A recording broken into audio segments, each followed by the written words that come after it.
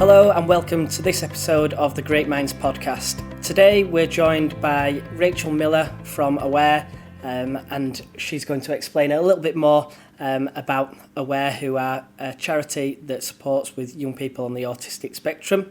And she's joining myself, David Pugh, today. And Shamim Corsa.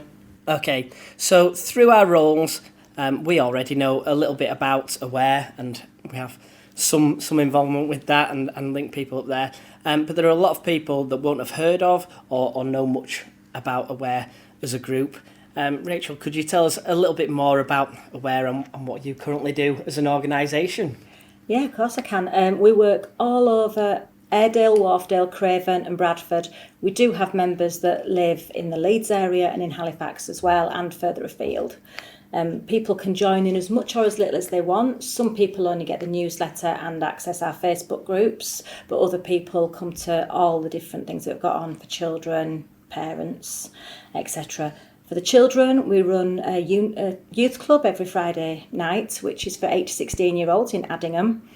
We have a junior club, which runs once a month, one Saturday a month, and that's in the same place at the youth centre at Addingham. For our 12 to 18-year-olds, we run a cook club, which is once a month, trip club, that's also once a month, cook clubs in Silsden at the Hive, and trip club can be just wherever the kids want to go. They've been to the chocolate store in York, they've been bowling, it always involves food, so that's them. And then we also started a Moving On club because we had some of our 18-year-olds that didn't want to leave trip club, so Moving On club is officially 18 to 25, but some of our young people are 28 and still come along. We go out for meals, we go to discos, Valentine's discos, etc. We do all sorts of different things. They organise themselves and I just go along to make sure everything runs smoothly. For the children, we also have stay and play sessions during the school holidays for anybody up to 16, and they are run at Addingham and in Bradford in BD8. For parents, we have a monthly newsletter which goes out by email every month, and as well as that we've got the e-update in the middle of the month, just quick reminders of what we've got going on or what we think is important at that time for the parents. We do coffee mornings and afternoons in both Bradford and Keighley. You don't have to have a diagnosis to go, but most people do. We do a specific one called our Beat Meetup, which is for people that are on the pathway, which I'm sure we'll talk about the pathway later on anyway. Yep. We do a Zoom session once a week, which is like a training session. So there are parents on there are professionals on there, different subjects every week. It can range from eating, sleep, behaviour, right the way through to relaxation. And we save all our Zooms, unless they're general questions and answers, and we save them all to our members area on our website so that people can go back later and listen to them at their leisure. For the parents as well, we do parent training. We've got a pre-diagnosis course that we wrote, which is 4 weeks, so people that get referred through for our BEAT programme through St Luke's and Airedale get access to a 4-week course which talks about the diagnosis pathway, behaviours, sensory, communication, all that sort of thing. That's on Zoom. We also do it in Urdu. Okay. So we've got 2 ladies that, but the Urdu one's face-to-face because it has to be. It's just easier to do it that way. And then we also run the NAS courses. We've got a licence to do that. Our Margaret and Nikki are both licensed for that. So we do Early Bird, which is up to 5, Early Bird Plus, which is 5 to 9. And you get a place for each parent and somebody from the school for the 5 to 9 one, which is fantastic. We do Signet, which is 9 to 16, and we're also licensed to do the Signet PSR, which is Puberty, Sexuality and Relationships. And then we support our parents through the Facebook groups, phone, email, and the list goes on. Wow, you certainly kept busy then. Yes, and we're all part-time.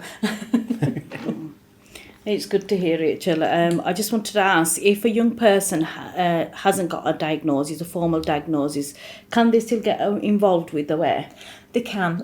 We've got people that have got diagnosis, we've got others that are on the pathway, but then we've got other members that never get a diagnosis, but they've just realised and their families have worked out that it's just the place they want to be and the place they like to be. They fit in just fine. So if somebody wants to be a member and wants to join, then we're quite happy for them to come along.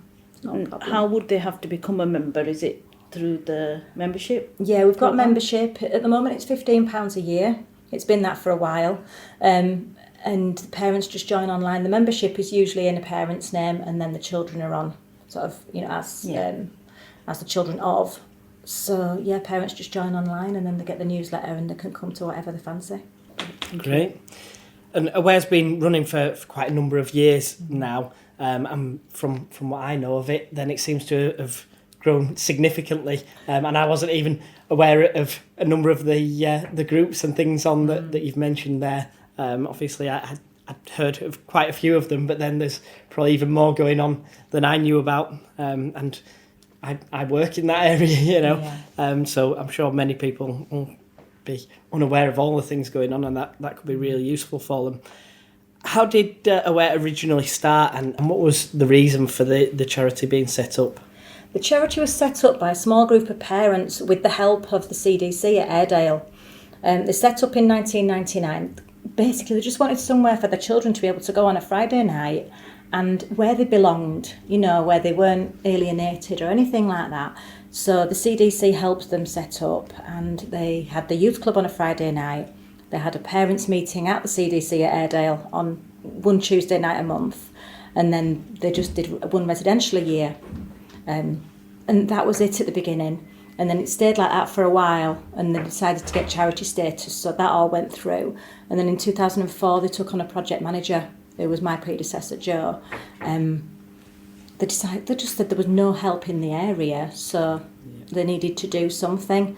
And then under Joe's wing, it just sort of slowly took off from there. Great. Yeah. And currently you mentioned about the members that you've got, so you've got quite a growing number of people joining your organisation. Yeah, we've got around 1,300 families at the moment.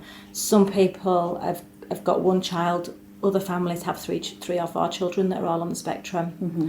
So I couldn't tell you how many children we've got, but families we've got about 1,300. Okay. Lots of people involved. Yeah. Quite often we get young people and parents who are a bit unsure of attending new groups, and this can particularly be the case when the young person may be on the autistic spectrum. What would you say to those people about the support that Aware can offer to both parents and children? I'd say probably to the parent, come along first to one of our coffee mornings, or I have been known to meet parents in a cafe. Sainsbury's Cafe is a really good one for it. Go along, just have a chat, so they get to know somebody and who has been in the same situation as them. Yeah. Because I literally threw my child through the door the first day we are going, because I needed to go. He didn't know where we were going, what we were doing. Yeah. We went because I needed to go. But I'll say to the parents, come along, meet us, come to a small meeting like the one at Keighley College. Or if the parents are happy to come and the children are worried, then we'll just say, come along when the building's empty, when we're setting up on a Friday evening or a Saturday. Yeah. Come along early so you can have a look round when there's nothing there. Have a look through the cupboards, see what we've got. We've got cupboards full of equipment, so they might come in and think, oh, they've got Lego, or oh, they've got animals, and sort of hook them in a little bit that way. We've had children that have come and visited the car park 4 or 5 times before they've come through the front door. Doesn't matter. We take it at the child's pace. Yeah. It's not a problem, and we just go with it. So I was going to ask how young people can get involved with that, but parents, I suppose, as well. So you mentioned before, then go online on the website and then sign up for the membership. And then is it just a case of come along to whatever activities suit them? Is it a case of contacting you and booking a slot, or ringing and saying, okay, we want to discuss a session? How would it work for... Whatever fits them. We'll say you can book online, and then some people just book online and then turn up. Others will ring me before just to see if Aware is for them, and we'll have a chat first, and then they'll go away and join online. Others that are really nervous will say, come along and have a visit, see what your child thinks, and then we can sign them up there. If I know that they're coming to visit and we might be signing them up, I make sure I've taken my computer so we can sign them up and get sorted out there. We just do whatever fits, really. Perfect. Sounds great. Yeah, definitely. Yeah. Rachel, could you tell us an example of a time when you've supported a young person helped them through the journey whilst they're with Aware? Yeah, we used to have a young man, he'd be about 27, 28 now, but when he first started coming, he was very nervous. He always left early on a Friday because he had OCDs as well as his ASD, and he had to be up at certain times. He'd set alarms, he'd have 4 or 5 alarms in the morning to make sure he got out of bed, and everything had to be done at the right time. And he was really nervous and he didn't want to go on residential, and his mum really needed the break and wanted him to go. So the first time they went to visit one of the residentials, Mum told him a little white lie and told him she had a letter to deliver. She took an empty envelope with someone's name written on the front. So she took him along to where they were at Lynham Farm, and they spotted some animals and then had a cup of tea. So he was happy, delivered the letter, had a cup of tea and had gone home. And then from there they slowly built it up. He came and he did a morning. Then he came and did a morning, and then they stayed for lunch. Yeah. And Mum never left the building. He'd go off with the group and do things, but he knew she was there. Yeah. And we slowly built it up until he would come for the whole weekend. We always had the agreement that he had a room to himself because he just wanted to be able to shut the door, which is fine, absolutely fine. Right up until when he was about 23, he came on one of our moving on residentials up to Low Mill in Asquith, and he drove himself. Wow. Drove himself there, did all the activities all weekend and drove himself back. Joined in. I think we must have met about a half an hour where we didn't see him, where he'd shut himself away to sort of decompress and then started again. It was absolutely fine. And we don't see him anymore, but I know he's got a HGV licence and he's a lorry driver now. Wow. Because he's found that job that suits him, and he's on his own in a cab all day. He's doing a job, he's working, but it's doing what he wants to do. Yeah. So he's one of our success stories. Oh, bless. That's really interesting to hear his journey, isn't it? Yeah. It must be quite rewarding seeing that journey as well. Very rewarding. Brilliant. Okay, and you mentioned there with some of the different residentials and things, and obviously they'll be to different places.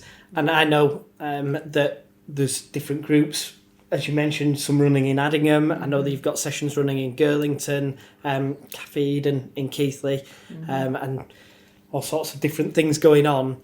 But it is called the Airedale and Wharfdale Autism Resource, and I know that a lot of people that I see, they say, oh, well, I'm not actually based in Airedale or Wharfdale. They might be in Craven, they might be further into Bradford, they might even be over the border into Lancashire, some of them. So do they have to be living in the Airedale Wharfdale area to join in? Can people from further afield sign up? People can sign up from wherever they want. It's up to them whether they can get to our groups or not. We've got people that live in Leeds, Halifax.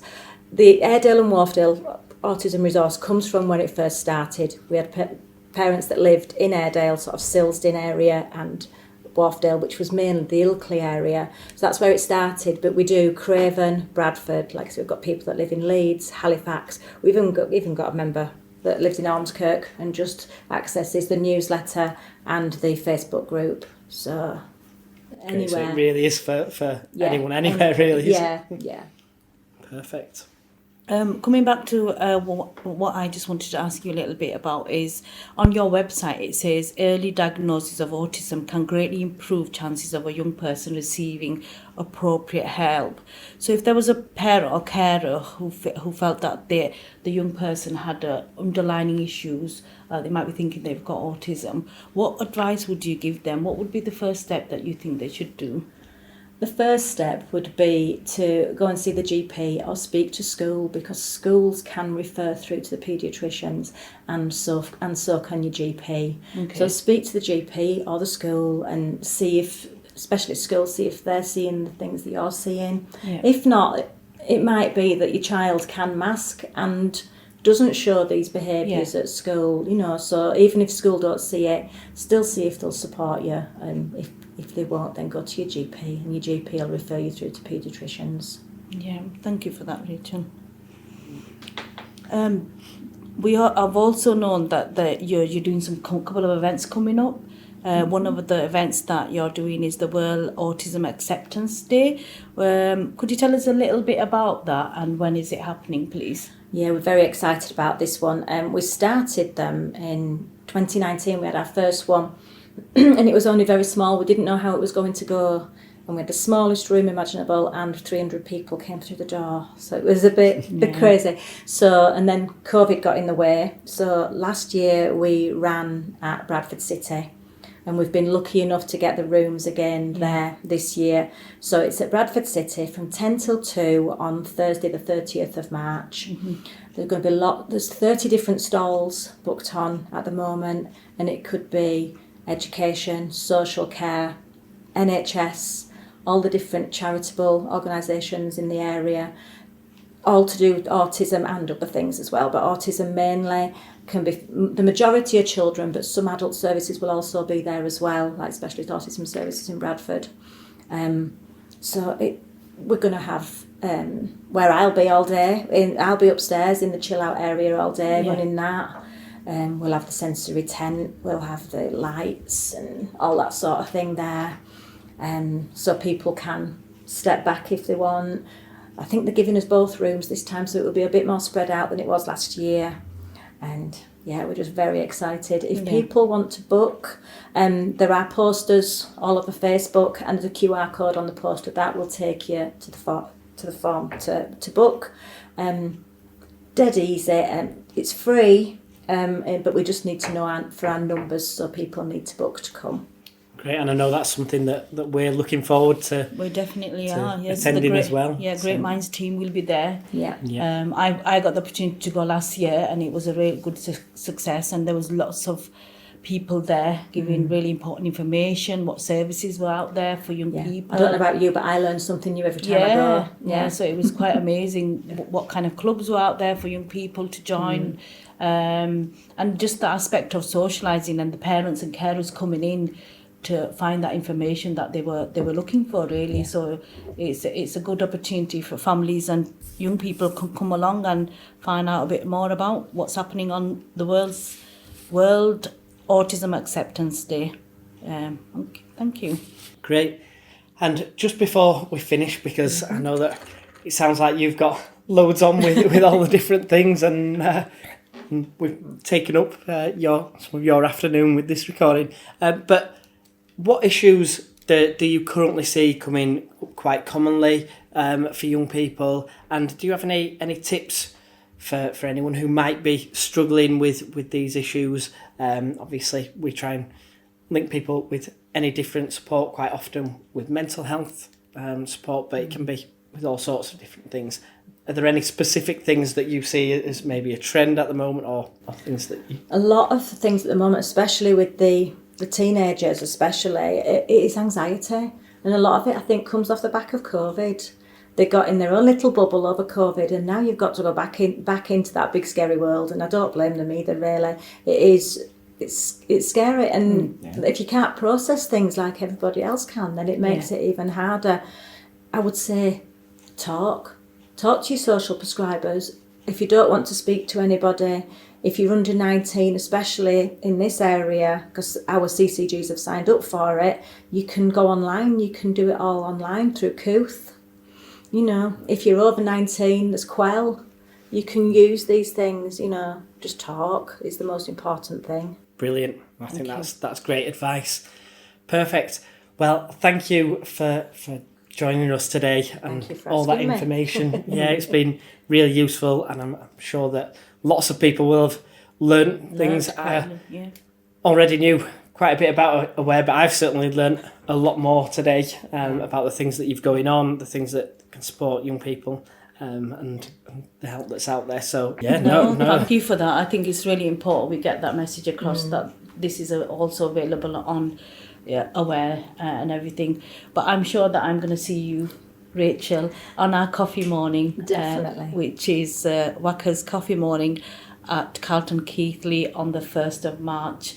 So if anybody's listening and would like to come and get expert advice from Rachel, she will be there that day. So thank you.